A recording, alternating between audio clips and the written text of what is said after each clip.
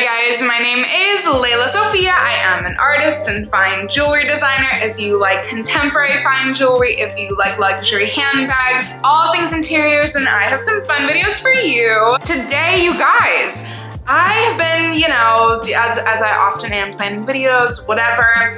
There are some new releases from this fall 2023 season that I just like, we're gonna do a jumbled what's new, what are my favorite things, what I'm absolutely loving. If you guys are new here, thank you so much for tuning in. I can't wait to see you in all of my future videos. Make sure that you like this video, subscribe to my channel, follow me on Instagram at lelasophia jewelry. I put out videos every Wednesday, Friday, and Sunday, and so I cannot wait to see you guys in the next one. Okay, starting off, you guys, this September, fall winter 2023, is the first unveiling of Daniel Lee for Burberry, which I have not talked about at all because I was really waiting to see prices, waiting to see what happened, waiting to see what really dropped. In his first kind of unveiling, the fashion shows, are all good and well, but it's really not until you see what hits the ground, what's on the website, what are people gonna start buying. I grew up, I was born in '93, so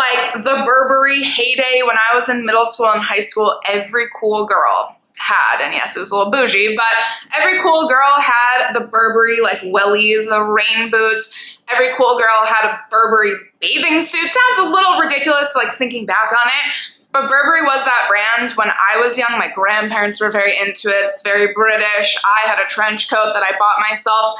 And then it's kind of fell into a couple years of weirdness. And I honestly, I was a huge fan of Riccardo Tisci for Givenchy. I have had at least 5 or 6 of those pieces. When I tell you, I was so confused why he was the creative director of Burberry. That made no sense to me, and honestly, I think the best decision they've made in the last 10 years is making Daniel Lee the creative director, because if Daniel Lee can do anything, it is bring an iconic brand into today. He did that so well. You guys know I'm a huge fan. Okay, I have 5 of his bags from Bottega. He did it perfectly with Bottega. Imagine, and I know, I watched Cassie Thorpe's video on this topic, and she's totally right. It's very hard to kind of wrap your head around something, especially when you're used to the price point, you're used to the vibe. But my take on it is that, no offense, because we love Riccardo Tisci, I really am excited to see what he does with his own brand. I think one of the most strategic reasons why they chose Daniel Lee is because the only reason we're okay spending, $7,000 on a Bottega bag now is because of Daniel Lee. And no offense to Bottega, but Bottega was one of those heritage brands prior to Daniel Lee coming in. Nobody was talking about Bottega before Daniel Lee. It's gonna be this weird transition.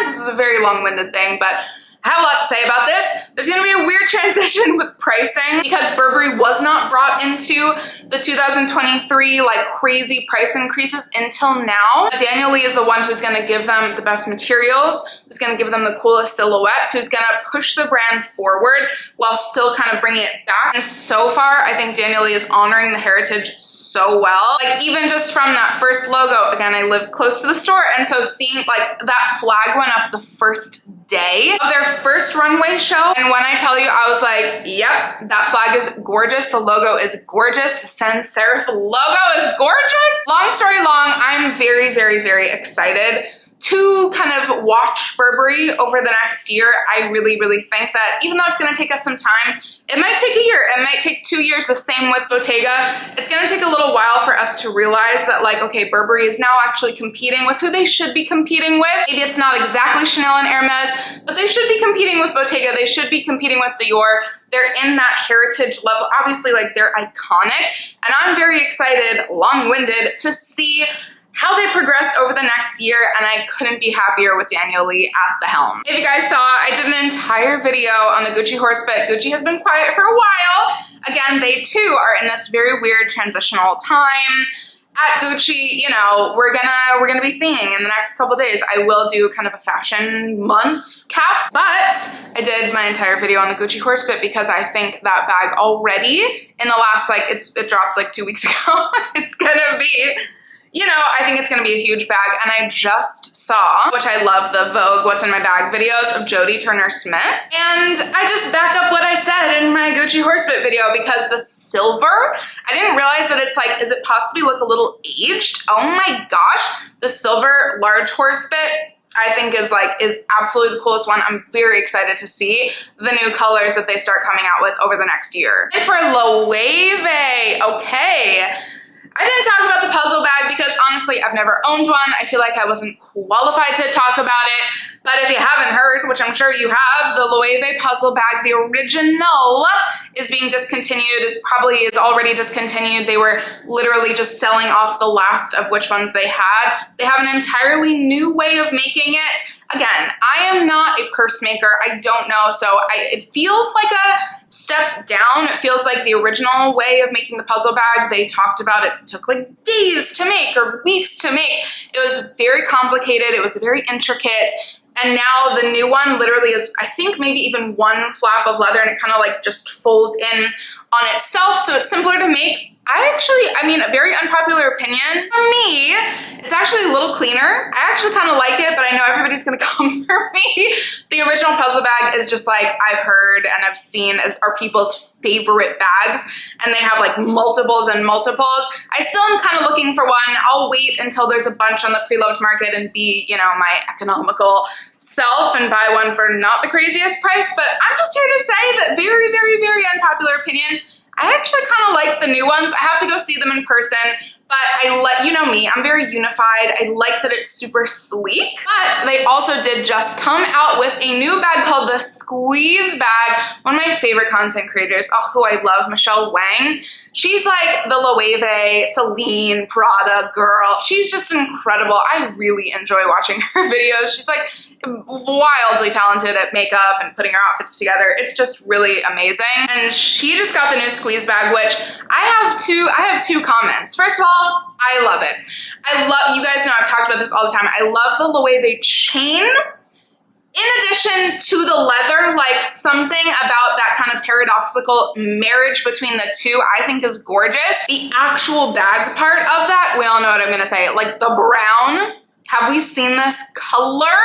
I need to go see it in person. I'm dying to see it in person. From the row, you guys know my love. My collection is, you know, is just, it's one of my favorites and I love them so much. I digress. So there are a couple bags. The Sophia shoulder version has officially landed. I love this. I really do. I just something about it. I prefer it to the original crossbody that they recently just came out with as well. Instead of being on like the perimeter, the precipice of the bag, it's kind of more so on the top. I don't know. Again, something weird about that I really like, and I love the fact that you can either crossbody or shoulder her. I'm just gonna mention it one more time because if you guys haven't seen my other video where I talked about this, the Sienna bag is on my radar. It's so gorgeous. Like I know. As more people are kind of getting into the row, again, I just am gonna go ahead and say it. My mom is the OG. Mom, you are the OG. I love you so much. She's been collecting the row for the last, like, I don't even know, 8-something years. And their bag, like the bags that she has and has worn every single freaking day still look exactly the same today. And she beat me in my collection. She has more bags than I, and it's really amazing, and I love that. This one, just something about it. I don't know. That leather, this color in particular. My last new bag from the row is the Elio bag. I don't know why, but I'm like, I think I'm in my duffel era as opposed, like, in addition to my top handle era. The duffel bag, my mom has the Margot Inside Out, which is also iconic, and like it's really just a dream. But the Elio bag, something about this, again, it's like structured but not, like it's so cool. I don't know, it's really, they can do no wrong in my eyes. And for a seamless transition, are we ready for this? The one bag, other than the Sophia bag, we all know I want that, you know, your girl's gotta save, it's just my birthday, and you know, blah, blah, blah, blah, yada yada yada. We gotta work on that. But what I can maybe think about is the 90s bag. I've been thinking about this a lot, and here there's several reasons, which again I'm going to transition to beautifully so. I loved the Loro Piana bag. Now that bag has transitioned to a stardom place for the moment. in this whole vibe, Sophia Richie's the it girl, Hailey Bieber, Kendall, we all know those are the girlies of the moment. I actually happen to love the L27 size, but you know, while I A, cannot afford one, and B, cannot find one, you know, somewhere in between those two, I have been saying how much I love the 90s bag as kind of an alternative to that. You can absolutely find them even if they kind of go in and out on the Row website themselves or at other stockists. I did find one on Poshmark that I'm like, should I just go for it because it's like a wild price and it's suede and it's kind of worn in, but if anybody's gonna wear a like beaten up bag secondhand, it's me. If I don't go for the Row 90s bag though, because the only thing with that is that like, she's so tiny. She's so tiny, and you guys know like, I have my Bottega mini pouch and my The Row Twin 2 bag. Those are my mini bag gals, and like that's kind of it. I don't really want, I want to wear my bags, okay? I want to use them.